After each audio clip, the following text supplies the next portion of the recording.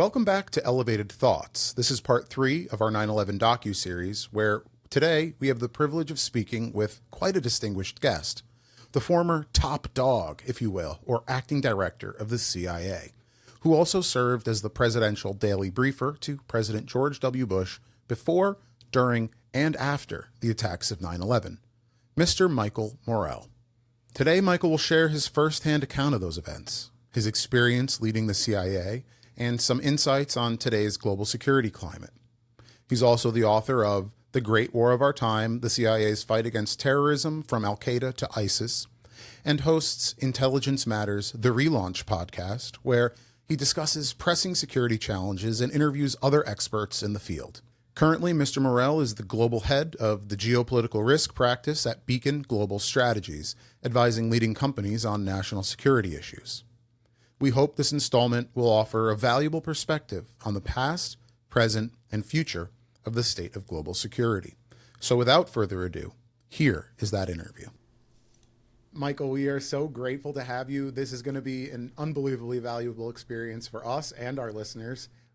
Just to get started, can you tell us a little bit about your early career and how you did get involved with the CIA? And if you'd be so kind, I'm hoping you're going to go all the way up to your role as the daily briefer for President George W. Bush. So how did you get into the CIA? Yeah, no, guys, it's great to be with you. I do have to ask you about the names that I'm looking at. Elevator Charles and Recycle Mike. So that's pretty cool. I don't have a name like that. Maybe I should get one. We're going to have to give you one based on what we hear today. Sure. No, actually, we've never touched on it in the show. We'll leave this in. Elevator Charles I'm an elevator professional by trade, work in the industry, and I've been doing it for about a decade. And it's been very interesting. I've kind of made it my persona because I really like the industry. It's a blue collar, white collar kind of come together. Yeah. And I've had good experiences with it. Mike, I'll let you tell yours. Sure. Similar blend. I'm the son of a junkyard owner who was the son of a junkyard owner. So I come from scrap metal background.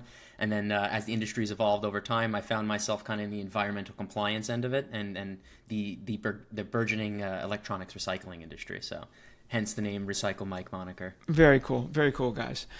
So I went to the University of Akron. I was a middle class kid. My dad was an auto worker. My mom was a stay-at-home mom. So when we talked about going to college, it was always the college right down the street, no discussion of going anywhere else, no discussion of even living on campus, right? I was 5 miles away, so the expectation, right, is that I would live at home and drive. That's what I did. For some reason, when I started college, I wanted to go to law school and be a lawyer. I have no idea why. And so I decided to major in political science. And the very first semester, one of the requirements for a major in political science at that time at the University of Akron was to take an econ class, economics class. And so I did that, and I fell in love with economics. So I switched my major, started taking these economics classes, and I really felt, and I think I actually still do feel, that economics explains not only the economy, but it also explains human behavior to a large degree. And so what I wanted to do is I wanted to go to grad school, get a PhD, and teach. But one of my mentors, one of the professors of economics, encouraged me to apply to the CIA. He said, they hire a lot of economists. You should really do this. Just, take a look at it. I think that he had done some work for them. He died of cancer pretty early in life, so I was never able to talk to him about it. But, I think he had done some work for them, and that's why he was, sending me in their direction. So I sent them an application. They invited me to Washington. I had never been to Washington before, guys.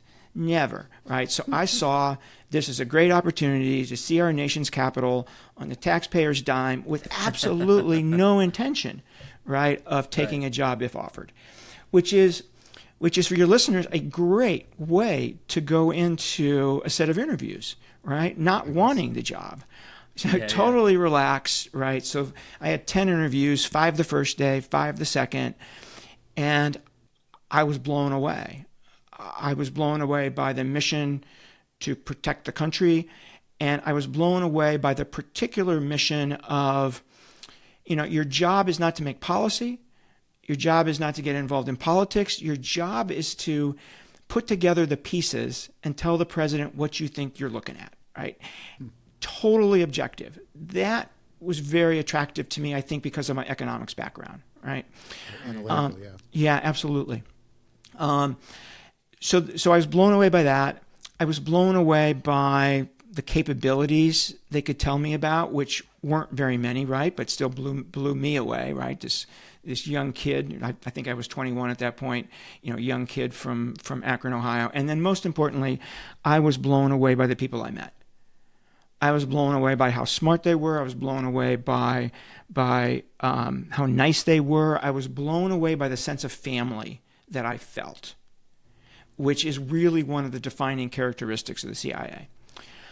So the second day, second set of interviews, at the end of every one of those, they said, this grad school thing you keep talking about, you talked about with everybody yesterday.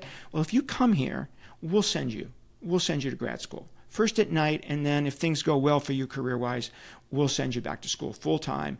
We'll pay your salary. We'll pay your tuition. They lived up to that. So I said yes, right? Never looked back. That's how I got there. I started as an econ analyst doing international energy issues. This was 1980, Iran-Iraq War, second international energy crisis, big deal. I did that for 3 years, and then I switched to East Asia. I did some Southeast Asia. I did some Japan. I did a little bit of China, and I did a good bit of Korea. Most importantly, North Korea. And I was an analyst and a manager of East Asia. So an analyst and a manager of analysts of East Asia for my first 16 years. Half my career, I did that. So this comes in very handy, right, when you're talking about East Asia now and talking about China now. And it was from that work, right, being a manager of, at that point, I think, Japan analysis, that I went to be the PDB editor of the book that the president gets every day, in this case, Bill Clinton. So you're taking all the pieces that come in and you're assessing them, you're working them with the authors, you're trying to make sure that they're the best they can be, right? They all have the same kind of, approach to how they're written. And you present those to the senior leadership of the agency at night, who approve them, or if you haven't done your job, not approve them. I did that for 2-3 years. And then I went to work for George Tenet, who was then the director of Central Intelligence. So there was no D&I then. So he was in charge of not only CIA, but also the entire intelligence community. So I worked for him for 2 years. An amazing job. He's an amazing leader. I learned so much about leadership from him, as well as, for the first time, learning about the operational side of CIA, and for the first time learning about everything else that the intelligence community did. And then it was from that job, after a couple of short stints elsewhere, that George Tenet asked me to be George Bush's first daily intelligence briefer. And I started briefing him on January 4th, 2001, before he was sworn in as president. He was still president-elect when I started. Right, because he was inaugurated on the 20th of that Yep. year. Wow. So that means that you were kind of thrown into the ring here. Obviously, you had some background at the CIA, or more than a couple decades of background, and then you find yourself in the office with George W. Bush. So was there a large focus on terrorism and the rise of Al-Qaeda and that kind of stuff? Obviously, we'd come off the heels of many of these attacks. Was that something that you were briefing the president on day one? Yeah. So he was told by Bill Clinton that Al-Qaeda would be the most important issue that he would face as president. Sandy Berger, the Clinton's national security advisor, said exactly the same thing to Rice. In the first briefing that we had done for George Bush, Al-Qaeda and bin Laden was one of the major topics. One of the first briefings that George Tenet and his operational team did was focus on what we were doing against Al-Qaeda, right? The operational work we were doing against Al-Qaeda and bin Laden. So there was a lot of that. In my first few months, I was trying hard to educate him So I was putting pieces in front of him about, who's in the leadership, how does the leadership operate, how do the training camps work, how do they get people into Afghanistan, where does the money come from, right? So I was trying to educate him on all of that. So yeah, I'd say there's a focus. The issue that stole the time, though, in the Oval Office was the second intifada, the second intifada, right, between the Palestinians and the Israelis. So there was an uprising in the West Bank, right? There was violence every day, against Israelis, against Palestinians, response, and that drew a lot of the president's time. But Al Qaeda got a good piece of the time. Yeah, so I do want to, two things. I do want to humanize the character of George Tenet a little bit. I hate to jump back, but sure. He's this looming large character, almost mythical. And then when I read about him in your book a little bit, he's just not the same character you might suspect the reputation that he has, right? Yeah. So he's defined by his humanity. He's defined by his humanity. People, he literally and figuratively puts his arms around you, tells you how great you are, and then you'll do anything for him, right? You'll do anything for him. And when he's not happy with your work, right, you feel bad. You're not angry. Sure. You feel bad that you let him down. So, really remarkable guy. We could fill up an entire podcast with George Tenet stories. I'll just tell you one, and this is, I think, a reflection of his humanity. We were in the Oval Office one day, and as we were going in, he said to me, "Please remember to remind me to make sure I tell the president that I'm going on vacation." I said, "Okay." So we get to the end of the briefing, and I don't need to remind him. He starts in, and he said, "Mr. President," and he was planning on going for 2 weeks. And he said, "Mr. President, I just want you to know, right, 2 weeks from now I'm going to go on vacation." And the president interrupted him and said, "How long?" And he paused and he said, 1 week. and then as we're walking out of the Oval Office, he says to me, whispers to me, "How am I going to ever tell Stephanie," that's his wife, "that we're only going to the beach for a week?" Oh my gosh. He negotiated against himself. I know. A good move. Yeah. I know. The reason why I ask is you had a very interesting relationship with him because you started out as his right-hand man, and then all of a sudden the roles had kind of swapped a little bit, right? So you were working with him, and while he was delivering the briefings, and then all of a sudden it was your turn to do that. But I also want you to, hopefully you could touch on, for the audience a little bit too, some of the challenges in being kind of the mouthpiece for the intelligence community. You have lots of different personalities, and the information's the same, but how people take that information is the challenge of trying to convey it. Sure, there's a whole bunch of challenges. The first challenge is being on top of all the issues. Right. So when I came in the middle of the night, there were 4 or 5 pieces, 6 pieces sometimes, that were specifically written for him. And I had to show those to him. But then after that, I went through all the other intelligence analysis produced by the entire community in the previous 24 hours and picked 3 or 4 pieces out of that I thought he needed to see. And then all the operational traffic as well, right? Reports from a specific human spy, or reports from a phone conversation or a fax between 2 prominent individuals that NSA produced, National Security Agency produced. So you have to choose that stuff, number one, right? That's a lot of pressure because you are framing the President of the United States' mind, right, about the world and how the world works and where the threats are and where the opportunities are, right? And that puts a huge weight on your shoulders. So just choosing, right, is stressful. And then internalizing every one of the pieces that you're going to show him. Most of the time he read the piece and then we would talk about it. But sometimes he would say, sometimes on mornings when he was tired, he would say, "Michael, just tell me about this one," right? And then I'd have to be able to brief it. So I had to go through each one and be prepared just in case, right? Sure. In case he decided to say, just tell me. Which he probably did 1 out of 10 times, 1 out of 10 pieces. So I had to be prepared to do that. And then, so that's the second thing, right? So that's like preparing a major briefing, 7 or 8 of those every morning, 6 days a week, right? And you said you start in the middle of the night. What did you mean by that? So prior to 9/11, I got up at 3 to get to work at 4 for a briefing at 8 a.m. After 9/11, I got up at 12:30 to get to work at 1:30 for a briefing at 8, just because there was so much more material. Being prepared to brief is stressful. And then, right, his expectation was that not only that I could brief the pieces, but I'd be able to answer at least some questions, right? Yeah. So I would actually, for every piece, anticipate what I thought his questions might be and get the answers. And, that's like preparing for a PhD dissertation defense, right? Not just one a day, but 10 of them a day. So that's stressful. And then you have to do this, in the Oval Office with your boss watching, George Tenet, right?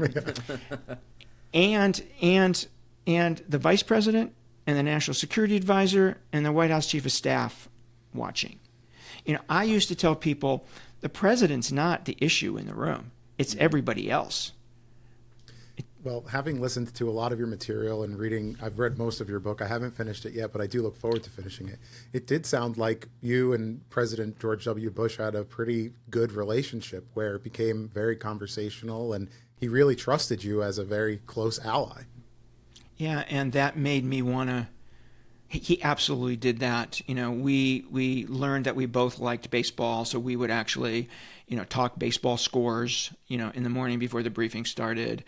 At the ranch, at his ranch in Crawford, we would have cereal before the briefing started, and then he and I would have to do the dishes, before we did the briefing. And I said to him one morning, I think people would be shocked, right, that the President of the United States is doing his own dishes and straightening up magazines and putting pillows back on the sofa. And he said, "Pal, you don't know my wife." Very personable guy. We really became friends, and very important relationship to me. Yeah. Well, that's an awesome recap of what the Presidential Daily Briefer does. Is that the correct title, by the way? Presidential Daily Briefer? Yeah. So now let's fast forward a little bit, right? Obviously, we know there's an issue going on in Palestine and Israel, and the president's aware of the threat of Al-Qaeda. But where does the story go next before we lead up to the events of 9/11 itself? Yes. So the president, through his interactions with President Clinton, our first briefing of him, which was done by John McLaughlin, who was at that time the deputy director of CIA, and his first interactions with his daily briefers, including me, right? He's given the strategic threat, right? We're not putting actual plotting or attack planning on the table, right? Because we don't have any, but we're painting the strategic threat for him. The attacks that they were involved in, how they did them, how they did everything, right? We're painting that picture for him. And then in the spring, starting in the spring and running to early summer, we start getting threat reporting. We start getting threat reporting about a big attack coming. Multiple simultaneous attacks, history-changing attacks, extraordinarily worrisome intelligence. What we didn't have was time, place, method. I'll tell you, in the counterterrorism business, if you have time, place, method, you prevent an attack. Right? It's the attacks you don't know, time, place, and method, that are the really scary ones. And so the threat reporting dries up, that sensational threat reporting dries up in the early summer, and it disappears. And what's actually happening in Afghanistan is that bin Laden's going from training camp to training camp in the spring and summer, and he's talking to his troops, right? He's getting up there and he's talking to his troops, and he's rallying them, and he's motivating them, and he's telling them about a big attack to come. And that's where all this intelligence is coming from, right? Is word is seeping out of these sessions with bin Laden. Those stop in the summer. He stops doing that. They actually go to the hills at some point in August, literally to the hills, because they're afraid that we're going to launch cruise missiles in the aftermath of 9/11, and because that's what we did right? With the East Africa bombings, we launched cruise missiles into Afghanistan. So they're thinking that's going to happen again. So they leave, right? And all that dries up. So there was virtually nothing. There was nothing between early summer and 9/11 itself. Wow. Yeah. So I guess the next step of the story is, we'll go right to the tragic day. Our last episode, we covered the key events on the day of, but let's talk about your role in it. I mean, you were with the president when it happened and with him for the rest of the day.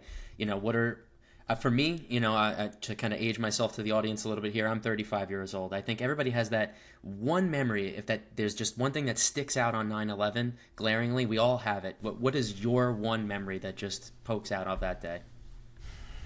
So the day was filled with the intensity of doing my job and number of interactions I had with the president about what we knew and didn't know and all those kind of things, but also surreal things that were happening around us, right?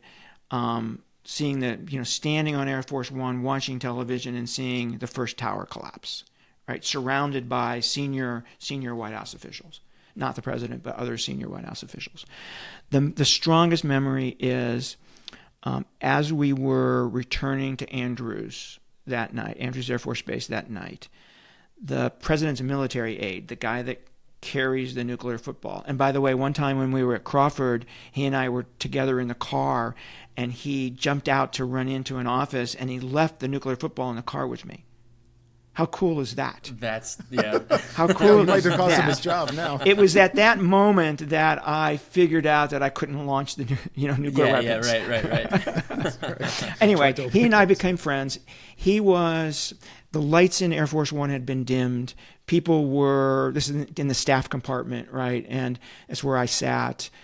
People were sitting down, their eyes were closed. I saw him, on the left side of the aircraft, and he was looking out, and he looked over at me, and he waved me over. So I went over, and he said, "Look out." I looked out. There was an F-16 on the wingtip. He said, F-16, DC Air National Guard. There's another one on the other wingtip. And guys, it was so close you could see the pilot. And in the distance you could see the still smoldering Pentagon. And then he said something to me that still sends shivers up my spine. In fact, it just happened. He said, "Do you know why they're there?" I had no idea, right? Because every commercial flight had been grounded at that point. Only planes in the air were military planes. He said, "They're there. If someone shoots a surface-to-air missile at Air Force One, their job is to put themselves between that missile and the President of the United States." Wow. So that memory is like seared. It's like it happened yesterday. Yeah, I mean, I just got chills listening to it. And I think what's really important to understand about that day is just the acts of heroism and bravery. We covered a bit about the first responders, but let's get the view from the government officials, right? You touched on a little bit before. It's really the unknown unknowns that are so terrifying. So I know a lot of the energy in the air was, is there more on the way?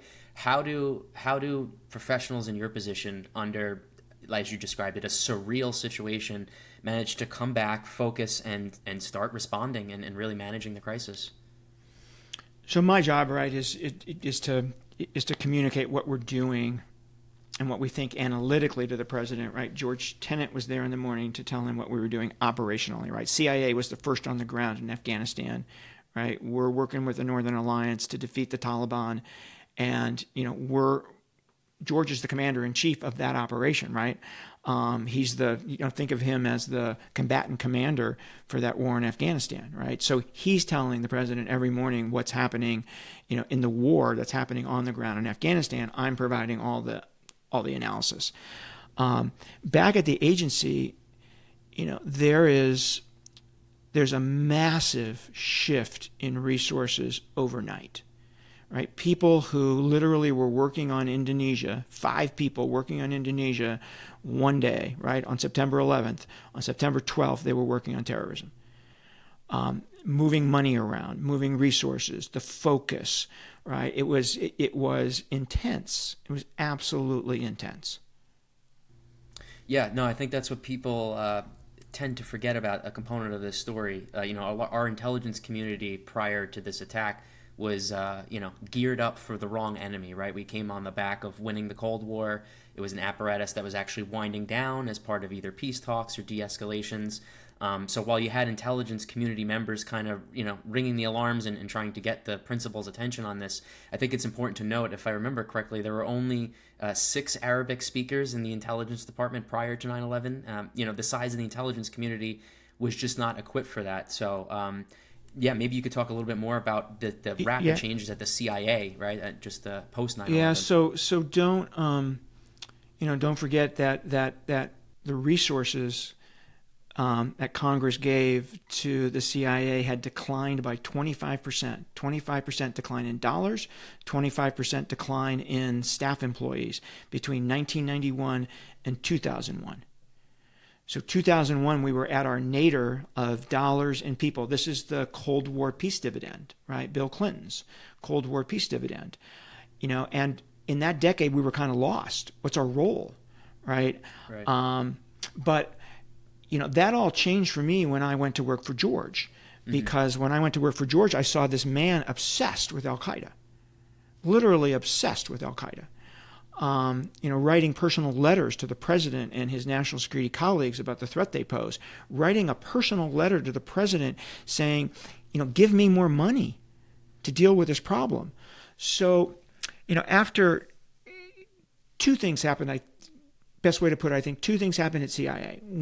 3 things happened. One is an enormous shift of people resources, like we just talked about. The other is we're fighting a war again. So this is a return to the OSS. Right? We haven't done the kind of things we're doing in Afghanistan since, we were dropping paratroopers into France to fight the Germans, or Austria, or wherever we were doing that, right, in Asia. So this was really a return to the CIA paramilitary operations, right, on the ground in a way that we hadn't done it in a very, very long time. So that's 2. And then the third is a massive influx of money. 4 times. The CIA budget went up 4 times over the next couple of years. And it's really interesting. It's really interesting to note that in the last few months of the Clinton administration, Sandy Berger and Bill Clinton themselves got obsessed with Al-Qaeda because they had seen the East Africa attacks. They had seen the Al-Qaeda planning for attacks around the millennium, and they had seen the Cole attacks. So they were ready to take the gloves off. And Sandy Berger asked us for a plan, right? If you could have all the resources you wanted and all the covert action authorities you wanted, what would you do? And we presented him with a paper called The Plan. Blue Sky Memo was the kind of subtitle, Blue Sky Memo. And the cost of that was 4 times the entire budget of CIA.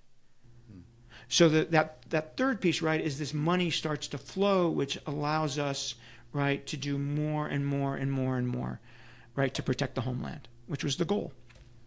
Yeah. So sorry, go ahead. I was going to say, so it's obviously they grew very large, and you were mentioning that when you don't have the means, the location, or the timing of when something is going to happen, of course, how do you prevent it? Did you feel at that time, and having been a long history at the CIA by that time, did you feel that it was understaffed, or just that we didn't properly understand the level of the threat that may come? Yeah, no, we understood, without a doubt in my mind, we understood the magnitude of the threat, and we communicated it. I'd say that, and I've just come to this in the last couple of years, that the CIA provided strategic warning of 9/11 to 2 administrations. We just didn't have the tactical intelligence we needed to do to prevent it. And were we limited by resources? Absolutely. That's what led George Tenet to write that letter to President Clinton saying, I need more money. I need more money here to do my job. One of the, we were motivated post 9/11, as you can imagine we were, right, to the highest degree possible. We were motivated. We were motivated because it was our job, but we were also motivated by 2 other things. We were motivated by the understanding that we didn't get that tactical intelligence, that we failed in that regard. And that weighed heavily. Right? 3,000 people dead. That weighed heavily. And then we were also motivated by the fact that when the finger pointing came, it came at really the only two organizations that actually thought about, worried about, warned about the threat, the FBI and the CIA. Right? Nobody else, right? Nobody was pointing fingers at policymakers. Nobody was pointing fingers at Congress, for underfunding us, for not passing, legislation to enact the airline security reforms that had been recommended by Vice President Gore's commission. Not a single one of those was enacted, right? And that was 4 or 5 years before 9/11. After 9/11, all of those became law. All of those. Why weren't they enacted when they were first recommended? The airline industry didn't want to pay for them, and they thought it would inconvenience passengers. So at the end of the day, guys, this is not just an intelligence failure. It is, but it's not just an intelligence failure. It's a national failure. No, I'm glad you put it that way, because it's, and I'll give you one more opportunity after this if you want to make any more comments. But you listen to a lot of the pop media or just some other documentaries out there, and I'll pull some names, right? You have The Looming Tower, which is a pretty popular book as well as a show, but also terms that keep popping up, The Wall. And I from your book, I do understand the intelligence failures, but they were more than just that. They were more than just challenges of the interpersonalities between those two agencies. So maybe I would just give you a little opportunity, just if you want to wrap it up, but just your final say on their painting this portrait that it was the interpersonality failures, but everything I'm seeing, it seems like the CIA was screaming, please take this threat seriously. Yeah, I'd say two things about the relationship between CIA and FBI. And the specific little failures that both of us had, right? We had ours with two of the hijackers named Midhar and Hamzi, who were in San Diego. We had our own issue with that. The FBI had its own issues, with regard to Zacharias Moussaoui, with regard to the memos that were written in field stations about Arabs taking flight training, not caring to land or take off, but just fly, right? We all had our issues, and we didn't communicate enough. For every one of those single issues, you can make a case that they might have made a difference had we gotten them right or we had communicated more, but I don't think it's possible to make a case that they absolutely would have. So that's important. Number two, the relationship between the FBI and the CIA was constrained by two factors prior to 9/11. One was this so-called wall, which is actually laws, regulations, norms, and business practices. That's the wall, those four things. And then the second thing that constrained us was both of us are competitive organizations, right? And it's going to make it more difficult, right, to work together. The third thing I'll say, I think I only said, I'm going to tell you two things, now I'm going to tell you three. The third thing I'll say is that relationship between CIA and FBI was fixed the day after 9/11. Everybody knew they had to work together. Yeah, the laws were changed. The Patriot Act helped immensely, but we knew we had to work together. It didn't take the creation of the DNI to get in the intelligence sharing we needed on counterterrorism, right? That happened 3 years before the creation of the DNI. Mm-hmm. Yeah, it was a massive cultural shift, and I think a lot of people tend to confuse blame with accountability, and it's important to, you might not be able to see it, but on my back bookshelf there is an important book for me, Carnage and Culture. I'm not sure if you're familiar with it, but one of the hallmarks of Western civilization is, holding our leaders and our decision-making process to an account and audit it. And, our failures are always tied back to when we ignore those. And to me, as I get older, 9/11 doesn't get less important, it becomes more important. And the lessons are just as relevant today, and they might be a little different. Like they say, history doesn't repeat, it rhymes. But I think there's some important things to note about, right? We look back and we criticize a lot of decisions making, but it all feels justified looking at the information at the time. So I do want to roll the clock a little bit past 9/11 here now. Sure. We're trying to figure out, right? 9/11 happened. Are there more, right? There's the floating threats of other types of weapons of mass destruction, be it biological, chemical, or even nuclear in some instances. So maybe you can give us some insights about trying to deal with, potentially more unknown unknowns out there in the first few years after 9/11.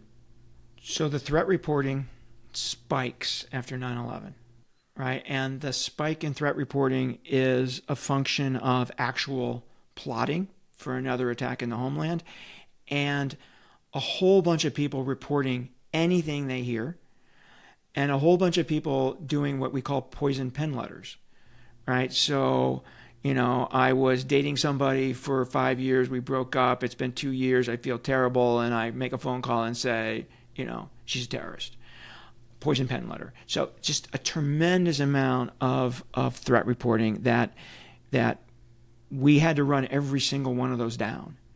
And we actually had this thing called the threat matrix, where we listed each of the threats that had come in the previous 24 hours and what the sourcing on them was, right? You could tell by the sourcing pretty quickly as to whether you should pay attention to this or not, and then what we were doing about it. What we were doing about it, what the FBI was doing about it.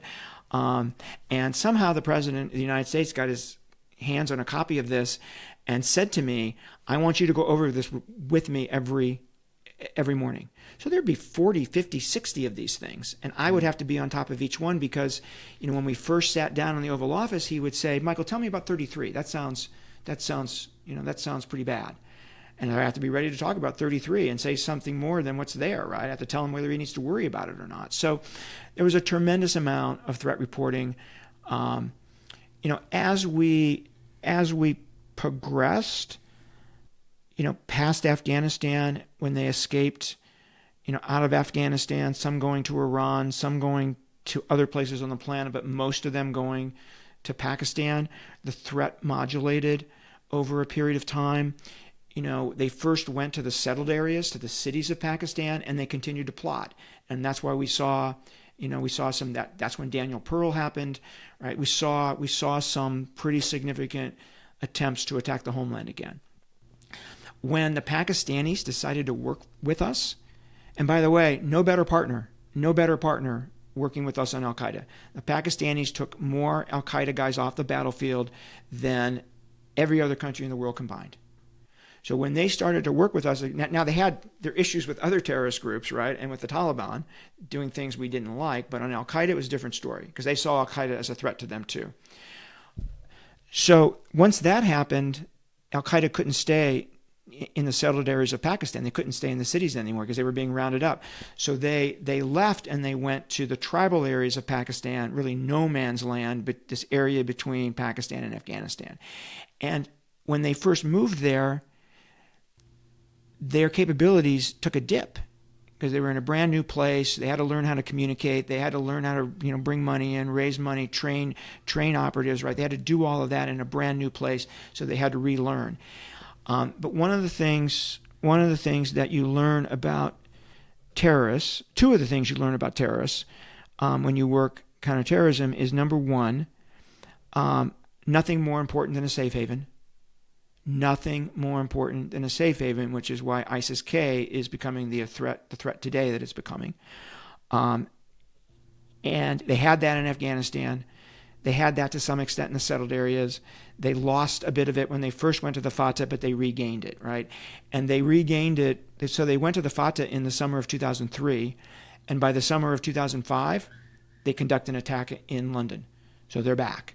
And by the summer of 2006, they come very close to bringing down 10 to 15 airliners flying from Heathrow Airport to the United States. And by 2007, we are telling President Bush that 2007, 2008, we're telling President Bush that Al-Qaeda is again with the level of capability they had on September 10th, 2001, and they again pose a significant threat to the homeland. So it wavers, right? It wavers. Terrorist groups are easy to degrade when you've got the right intelligence and the right military capabilities. You take either one of those away, and they're very easy to rebound. And that's what happened over and over and over again. The chapter in my book, which my son doesn't like, is Al-Qaeda's 9 lives. right? And it's a reflection of this destroy, rebuild, destroy, rebuild. Right. Yeah, so if you could elaborate a little bit more, that's a really important point about the safe haven aspect. When we start looking at our foreign policy, we start to question, why does the international aid and why do we cooperate with these far-flung countries over? But after 9/11, right, we want to track down the Al Qaeda cell and UBL who caused this heinous attack. How do you do it? You need operations areas to launch these to countermeasures against him. So maybe if you could go in about the importance, and you touched on a little bit, as Pakistan as a partner, but also working with some of the actors on the ground, the Northern Alliance, as you mentioned before, Pashtuns, to try to, have operational capacity in that area, and then even touch on some of the early successes that the CIA had. So the safe haven point is a really critical one. When a terrorist group has safe haven, they don't have to worry about their security. Right, and they have room to train and room to operate, and the ability to come and go. Right, incredibly important piece of the building of a terrorist group's capability. How do you deal with that? Right, you deal with that largely by placing yourself in a place that can get to the safe haven from an intelligence perspective and a military perspective.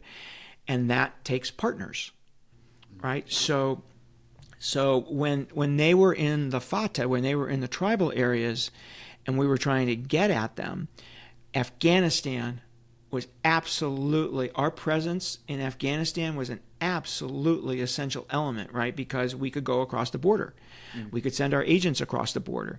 The military could send its military assets, right, across the border and start degrading the organization. So that access, right, that physical access is important. There's only one way to get that.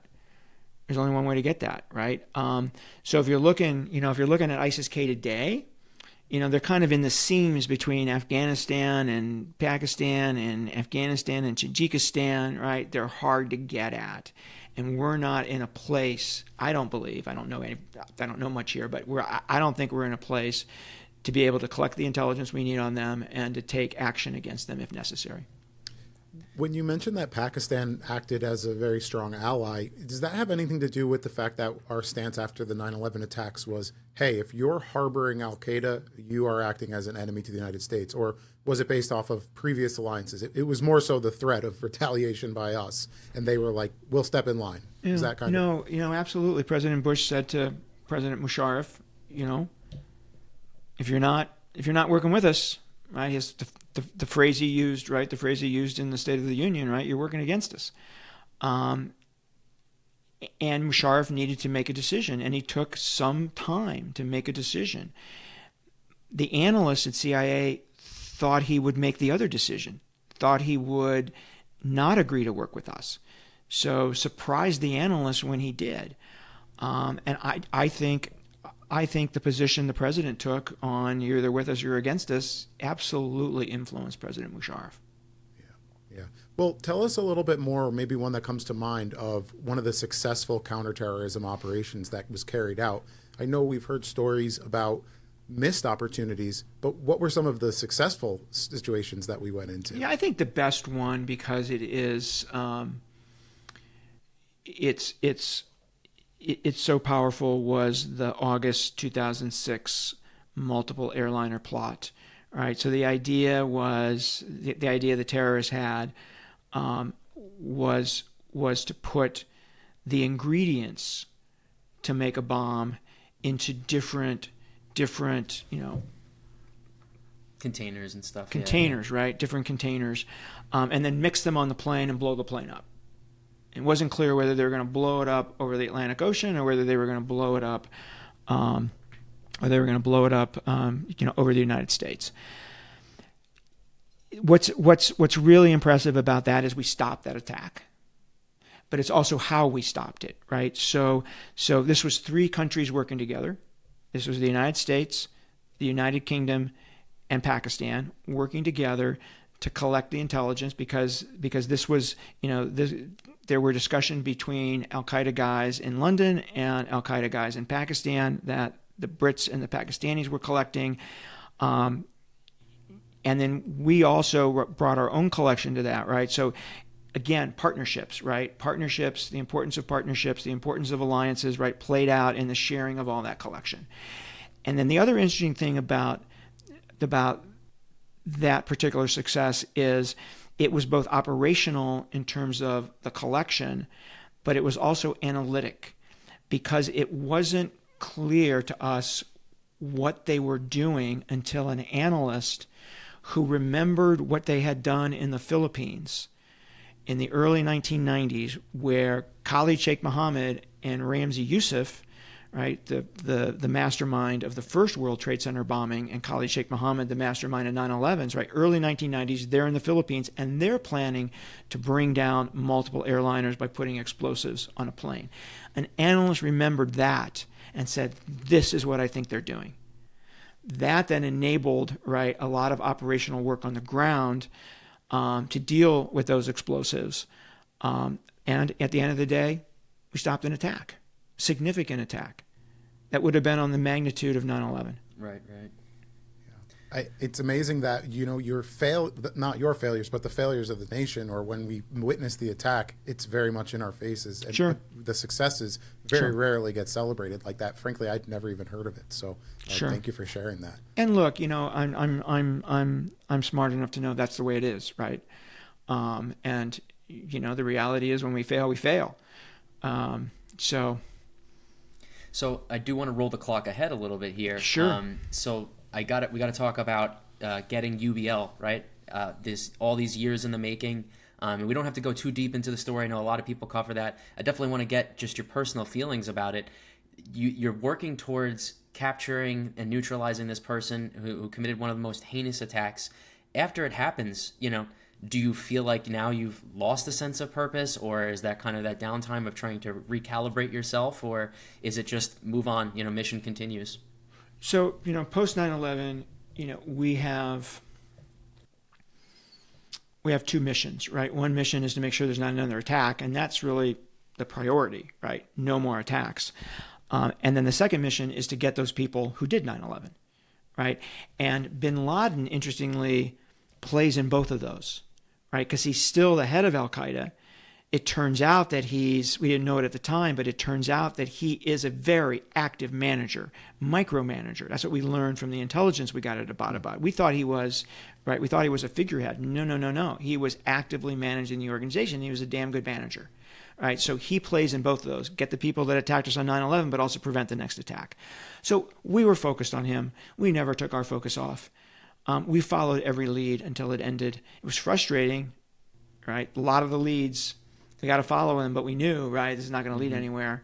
You know, all the stories about his health, right, all of those things, right, turned out to be nothing. But there was one lead that started in 2002 that never ended until we got to Abbottabad, right? So there was a perseverance. You know, there's this idea that we stopped looking, not true. Idea that it took President Obama to get us focused again, not true. I do think it's fair to say that because of the way President Obama and Leon Panetta managed and led, that it created a greater sense of urgency. Both of them were, let's have a plan and let's hold people accountable. So Panetta gets his first briefing on the hunt for bin Laden and says, great, guys, great. Come back and brief me every week on how you're doing. Whoa. And Barack Obama did the same thing. This is really important, right? Come back and brief me from time to time. That creates, you don't want to go to those meetings and say, nothing happened, Mr. Director. Yeah. Nothing happened, Mr. President, right? So that's just good management, right? That's good leadership. And that created a sense of urgency, which I think moved things along. Yeah, I think the agency there's this idea that they operate completely in the shadows, clandestinely, and you touched on this in your book, that actually a lot of the movements are really directed by the executive branch itself and the president himself. Yeah. So it's tough to assume the responsibility as the CIA when you're truly being directed in most capacities. You're reporting directly to him in this case. For sure. There's a myth out there. There's absolute myth that CIA is a rogue agency, right? The level of oversight would shock your listeners, right? The oversight the White House, the oversight the DNI does of CIA, the oversight the White House does of CIA, and the oversight the Justice Department does of CIA, and the oversight that the Congressional Intelligence Committees do of CIA was a big part of my job when I was deputy director. So you're telling me, you guys let them all the way in the basement, right? Yeah. You're telling me the show from USA, Burn Notice, is not grounded in reality at all? Not 'Cause really I love good. that show, and you're breaking my heart here. It's not Jason Bourne, man. No, I'm right. It would be cooler if it was from the things I do here. But I guess that's kind of another point that we can kind of touch on too, right? Not just our intelligence community, but just our faith in institutions are at an all-time low. So, how does it make you feel when you hear the term deep state thrown around, or when they perpetuate this myth of this rogue agency, acting behind the scenes? And then, what does that kind of do to the morale, at these agencies, and then recruiting efforts? What does that kind of do towards finding the new young men and women who need to continue on the mission? Yeah, whenever somebody says deep state to me, I say 33 years at CIA, 7 of them in 3 different senior leadership positions, 4 if you count acting director, so 4 different senior leadership positions. The career people, they salute and they do what they're told by the director, by the president. They do their job, right? As long as it's legal, right? As long as it's legal, they salute. The presidential appointees, now we're not talking about CIA here, we're talking about across all government departments, right? Those are the people who President Trump said do something and didn't do it. His own people, not the career people. That's what happened. That's why he was frustrated. And he has every right to be frustrated, right? If he's giving orders and they're not being followed. But it's not the career people that were doing that. It's his own. Oops. Got a little excited there, guys. That's all right. Got a little excited there. It's his own people that were doing that. His own appointees. That's the deep state. Sure. Yeah, we call them the unelected bureaucrats, right? And they're the ones that kind of get selected, not elected. And they don't have to report to the people. They report to their bosses, which doesn't always result in the best result for the people themselves. A couple of times I saw President Obama give an order, and it didn't happen. And it wasn't, career CIA officers. It was the leadership of the intelligence community and DOD that didn't follow through on what he wanted to have happen. Yeah, no, unfortunately, although it shouldn't be, politics does play a part of this. I notice one of the things you note on early in your book is that we like to think of the CIA and the various other IC agencies to be very clandestine, but I think you kind of joked pretty funnily about that. Secrets rarely stay secrets, but it's not the IC community that's leaking these things, right? It's usually politicians, either party. It's not exclusive to one, but just trying to advance their position in some way. And maybe you could talk about some of the pitfalls where you found yourself getting mixed into the politics, even though you're really just an analyst, objective organization, Yeah, the first thing I'd say about leaks is that I think there's a perception that Congress leaks more than the executive branch. No. Executive branch leaks more. And the White House gets its share of those because the White House has political objectives, right, as well as policy objectives. And one of the things they need to do from a political perspective is to tell the country that they're doing something about a problem. And if it's covert, there's only one way to do that, right? A leak, right? It's not public information. So the White House shares in some of this, in my experience. The CIA often throughout my career became the meat in a political sandwich. Right, Benghazi is a great example of that. Both parties, right, are trying to paint Benghazi in a way that benefits them politically, and we got stuck in the middle. And I personally got stuck in the middle. We're not allowed to say Benghazi in my house. We have to say Libya's second largest city, And that is not, right, that's just not a one-time thing. That happens every once in a while. I remember 2009, the underwear bomber, right, Christmas Day 2009, came very close to bringing down an airliner. Things just didn't work right. And the Obama White House, which has a very good record at not politicizing, puts out a report that they didn't coordinate with the intelligence community that basically blames the intelligence community for the whole thing. And a number of things in there were wrong.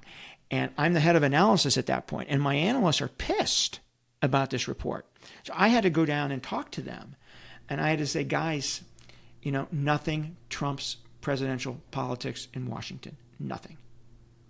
This will happen from time to time, right?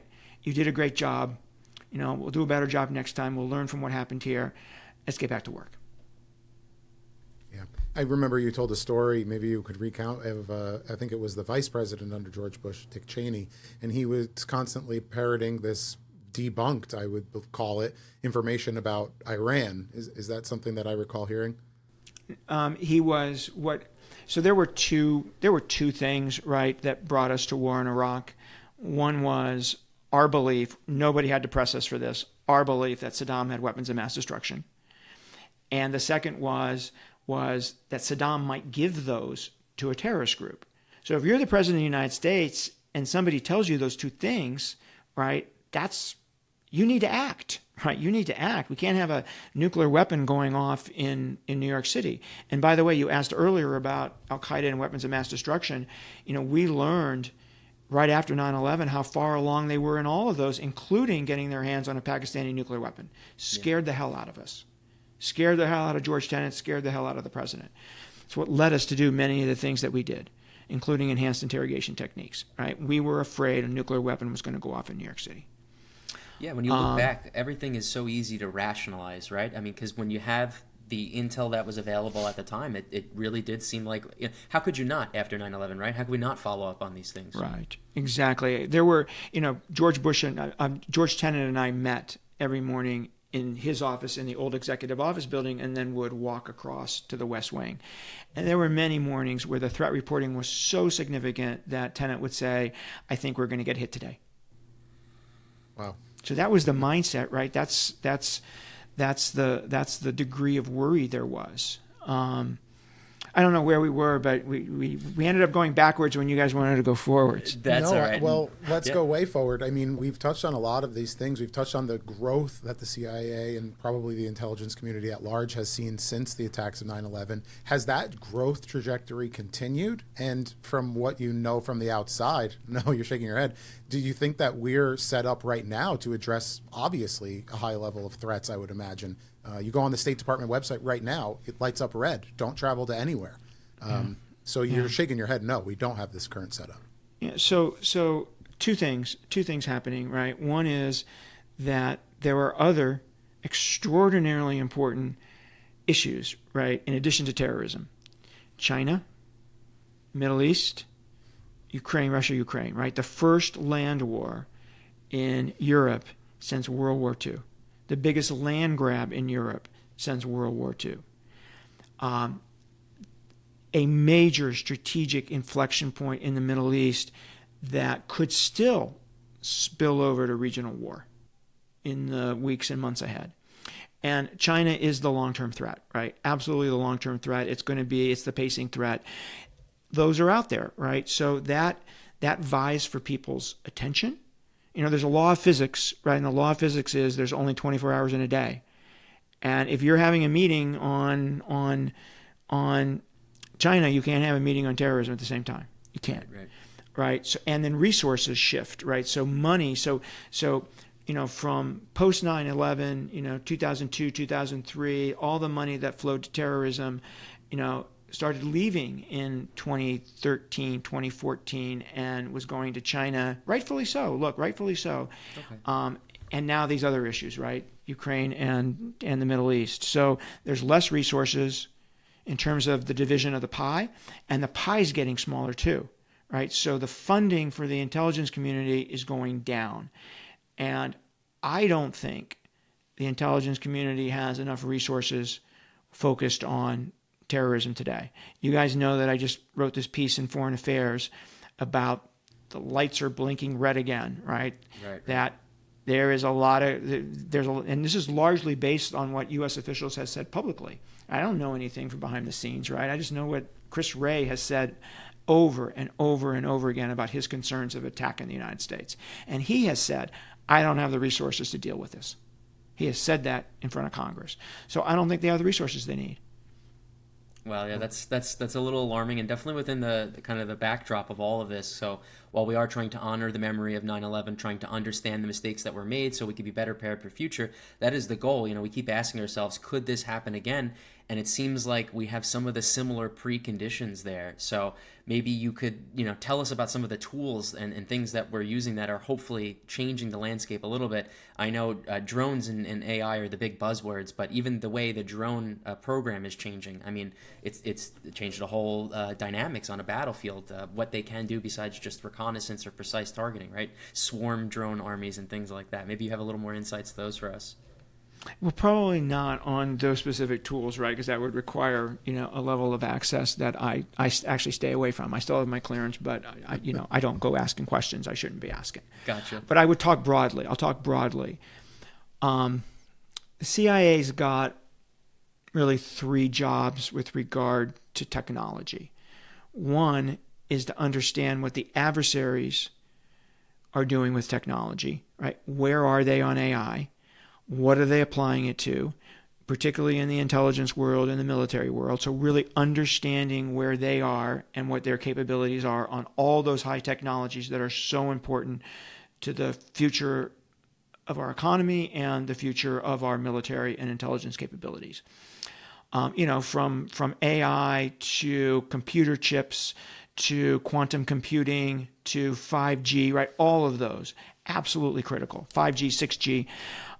So understanding the adversary's capabilities on those things, just the way we try to understand the capabilities of their latest fighter or their hypersonic missiles, right? You need to do exactly the same thing, collect and analyze.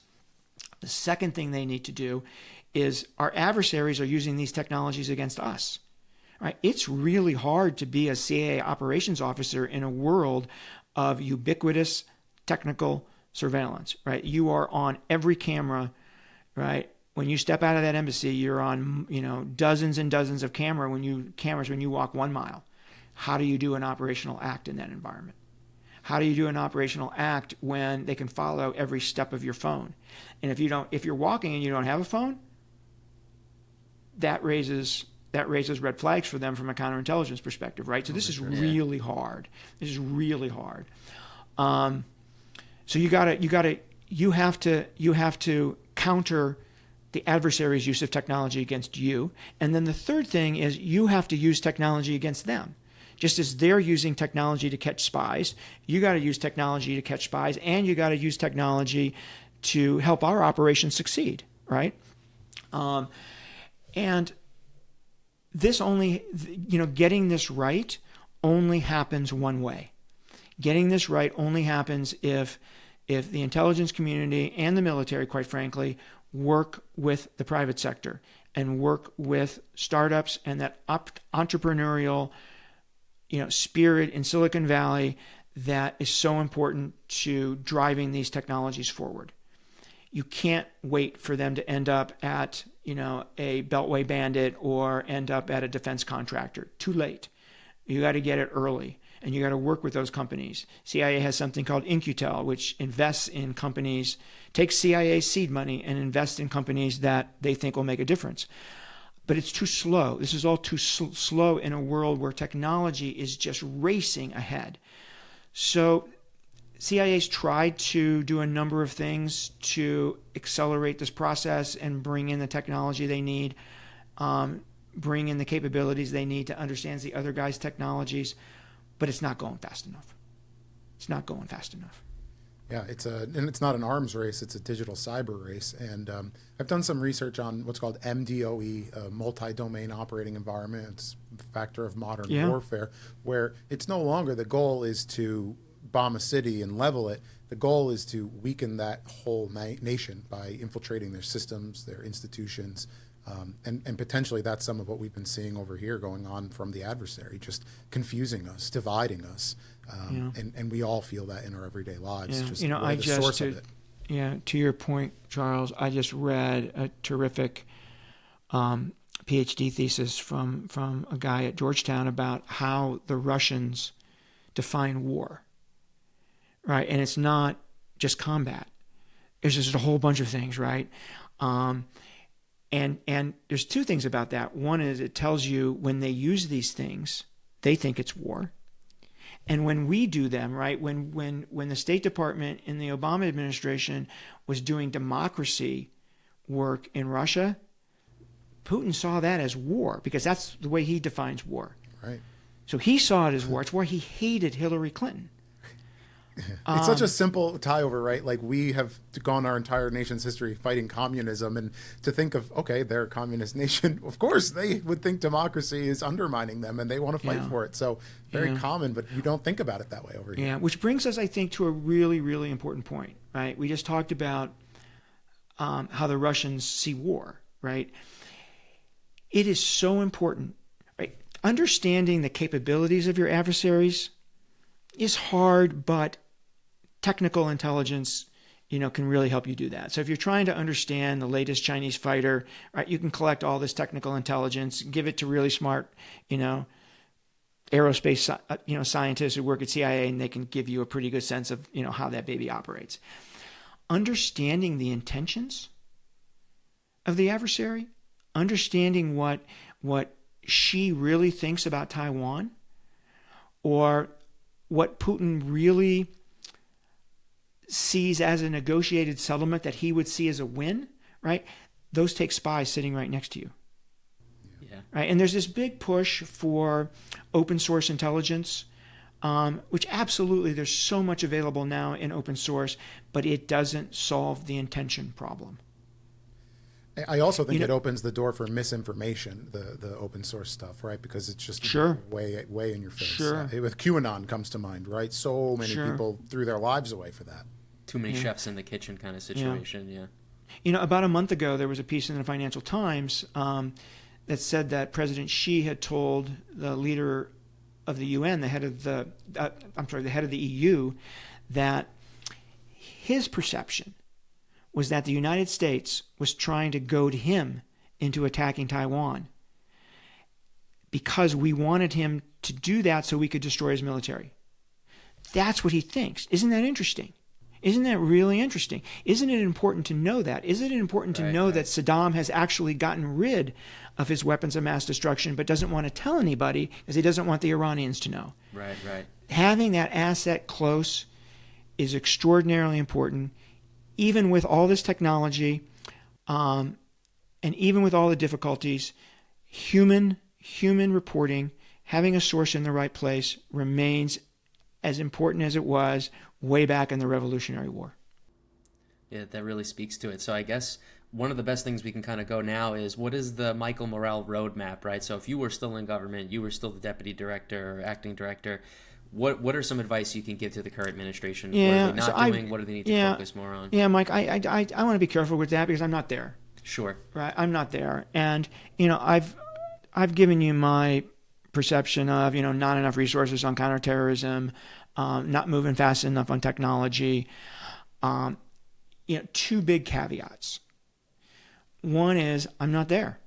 I'm not there every day. I don't know 100% of what's happening.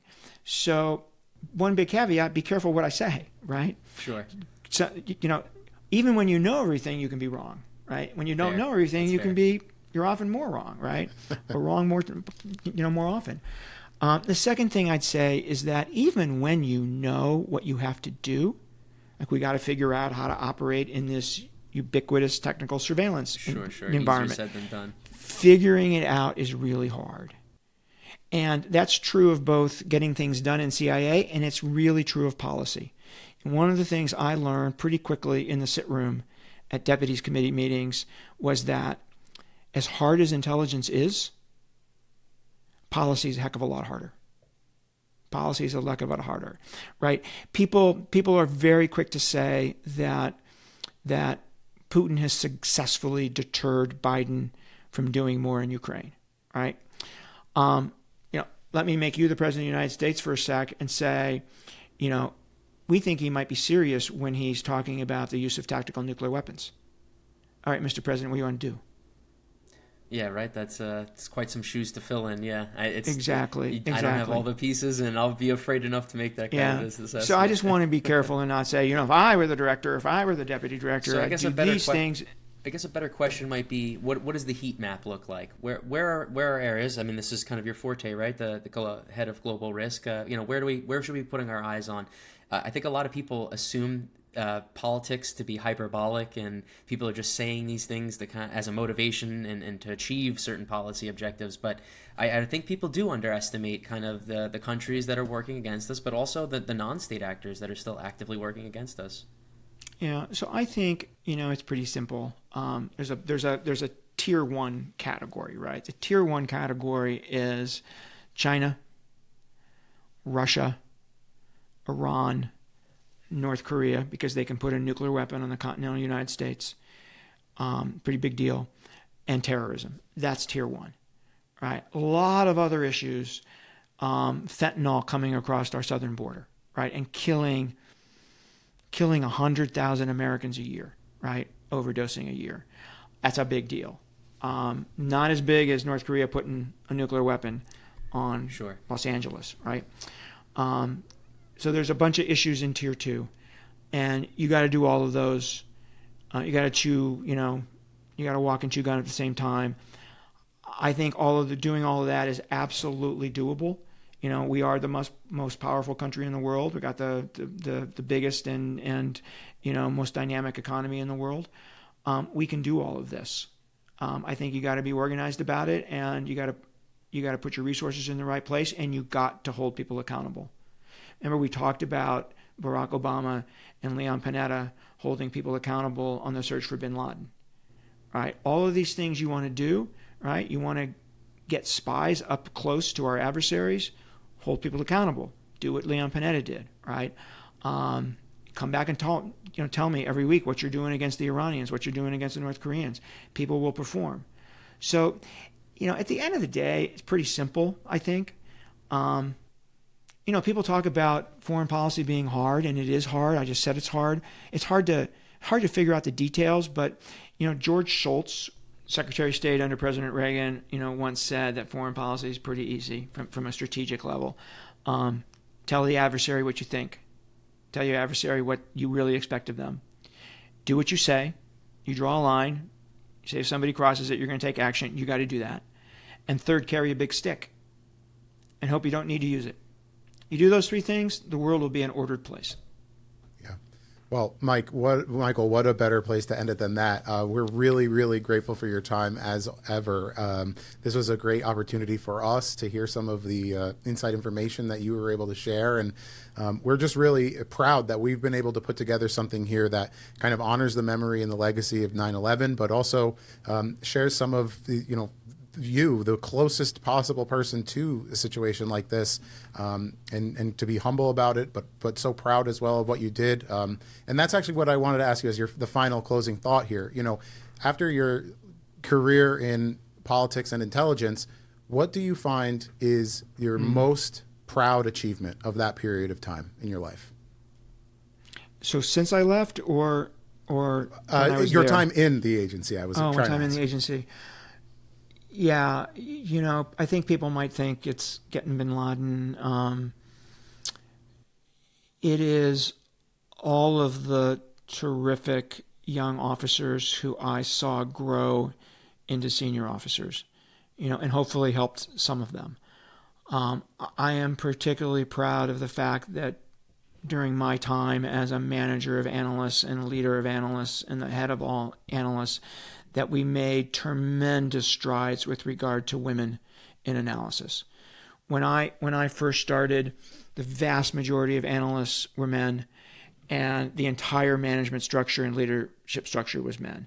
When I left, more than half the analysts were women, more than half the managers were women, more than half the leadership was women, and I think 3 out of the last 7 or 4 out of the last 7 or whatever it was of the heads of analysis were women. Really proud of that. Yeah, pretty awesome. Well, hey, as we saw with only a few Arabic speakers in the agency, I I think we could all agree that having diversity of thought is going to help us protect our nation absolutely. better. Well, hey, Mike, did I miss anything, or you want to No, close this no, out? no, no, no, no. I would just finish where we started. So I love your nicknames, right? Recycle Mike and Elevator Charles. And I would just leave people with a nickname that President Bush used with me, which was Mikey. Love Mikey. it. Awesome, Mikey. Well, we really are grateful. And with that, this has been Elevated Thoughts. Thank you, guys. It's cool, guys. It's really cool. You do this really well.